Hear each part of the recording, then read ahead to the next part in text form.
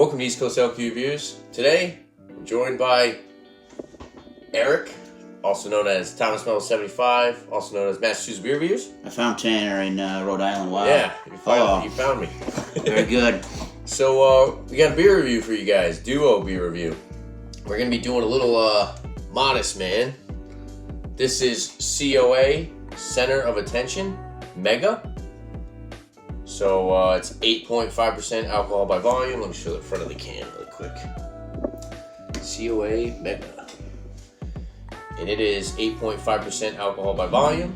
Double IPA. Tasting notes: Citra, Mosaic hops, deep mango hue, ripe papaya, intense juicy peach, feathery mouthfeel. Made in Keene, New Hampshire.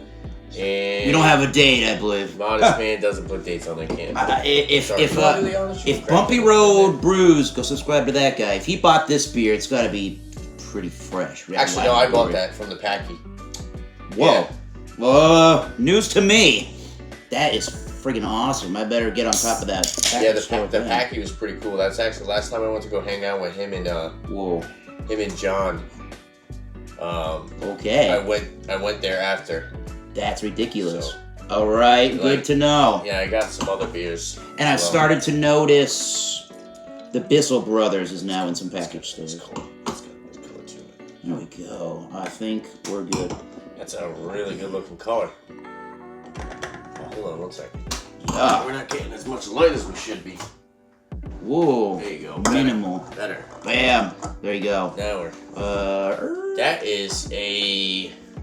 That's yellow-orange. It's actually not as hazy as you'd think it would be, right? I do the typical, there's the sediment in my beer glass, if you know my beer channel. But, yeah, the typical New England, I forget who I saw this from the other day on YouTube. The typical New England style IPA really isn't hazy. It's pretty damn murky. Yeah. Hazy, murky, whatever you want to call it. But, yeah, definitely murky. Definitely it's murky. holding a nice head, too.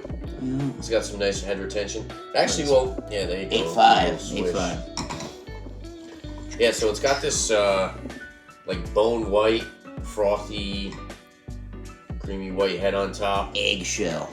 There you go. Want to go for the nose? Yeah, right. Legs. 8.5. It's clinging a little bit. Oh, high all day. Oh yeah, well there's some people would say the onion and the garlic note. Yes. Which are another terminology in beer or other consumables. It does smell dank. good. This is the dank note. Papaya, definitely. Peach. Peach? No. Maybe not. Earthy. There's so much oiliness to that beer. It's ridiculous. There's lots of hop resin and oil. Pininess, sort of. Get a little Minty. bit of the mango. Am I getting like... I had that Equilibrium beer on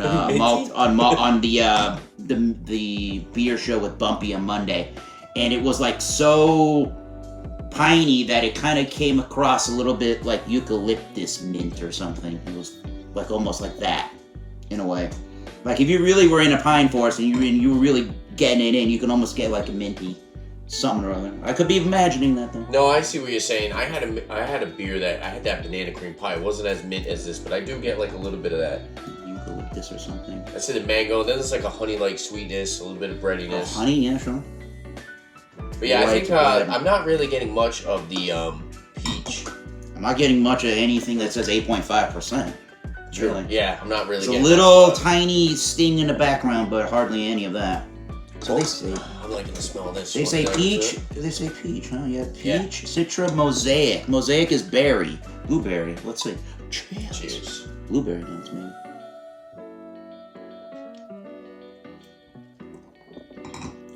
It's good. It's got a good body to it. It's not overly thick in mouthfeel, but it does have a nice creamy body. Carbonation's pretty good too. I'm glad I just mentioned that Mosaic hop there. There is a berry-ish note. Yeah, I can see that kind of like a candy berry wrapping up with that papaya. The peach is definitely on the palate though. Whoa. Yeah, one sip and just like a lot of... It's a huge finishing beer. It's good. You know, every time I have one of these, well, anytime I have any kind of Modestman, I just feel like I'm at Bumpy's. It's just, Modestman has that like signature taste to their beers. Like, you kind of know you're drinking a Modestman when you drink their products. Yeah, I'm getting a lot of the peach. Oh, yeah. Yeah. Pineapple, actually, as well. That second sip was definitely all peach on the first initial sip. Getting any, like, kind of like grape skin, maybe like wine-like quality. Yeah, this oiliness. There's like this oiliness that just intensifies and builds from the hop. Yeah. That's why I'm just kind of like, I took the first sip and I'm like, wow.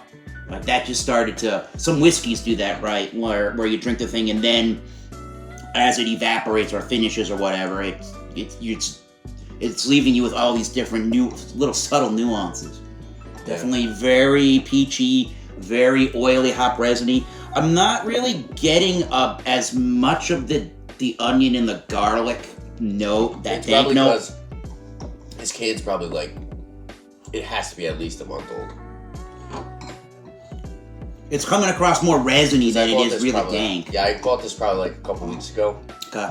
So if it was in the packy, it was probably there for a week or so. There's something herbal There's something herbal and recreational about this in taste. Yeah, it's if you know what I mean by recreational. Yeah, it's got like earthy, herbaceous. Herbaceous. Yeah. Is there like a little lemon lime? Mm. Lemon lime, Definitely. spritzy. Definitely. It's not quite Goza with the lemon lime sports drink thing. I think it's like not quite.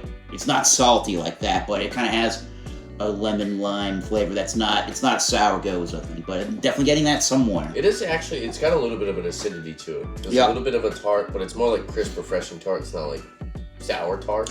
No. You know. And I like it. I think it's actually pretty crushable. Maybe it's because it's the first... Well, we do have our side beers, but it's the first review. This is the first review. Going to be doing a couple or a few. And this one seems like this beer's going down really quick. You want to give it a number? No. Okay, well. No. Yes. Yeah, I'm impressed by 8.5% because... Doesn't taste like I think when it finishes, I'm getting more of that. I'm getting more of the heft. The liquid itself, when it kind of evaporates, I'm getting a little bit on the palate.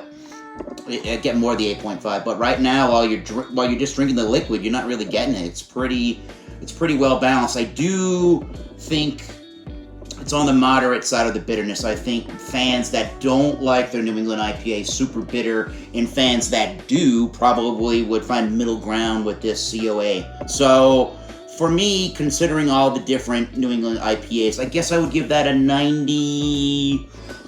I was thinking 92, so I'll just stick with the 92 on that one. Yeah, I think there could be a little bit more balance maybe between the hops and maybe more maltiness would be nice in this beer. A little bit more of a bready malt or sweetness, yeah, to kind of combat that really herbaceous, dank kind of finish to the beer. I'm gonna give it a 95. I like it. I think it's super crushable for 8.5%. Super peachy at the end. I like the peach and the papaya. I think that's a great combo. So that's kind of what's selling me, you know. That's super peachy at the end, definitely. Yup. I think it's lightening it up. Yeah, go buy that. Go buy that beer. Go buy this beer? Mm-hmm. Or that beer? Go buy this beer. Okay. It's good. Yeah. Well, yeah, that's super peachy at the end. Different. Yeah, well, thanks for doing the review with me. Sure. C.O.A. Mega. If there's anything that you guys like to see on my channel, leave a comment down below. And don't forget to like and subscribe to my upcoming videos. Like beer. Thanks for watching, guys. Cheers. Cheers.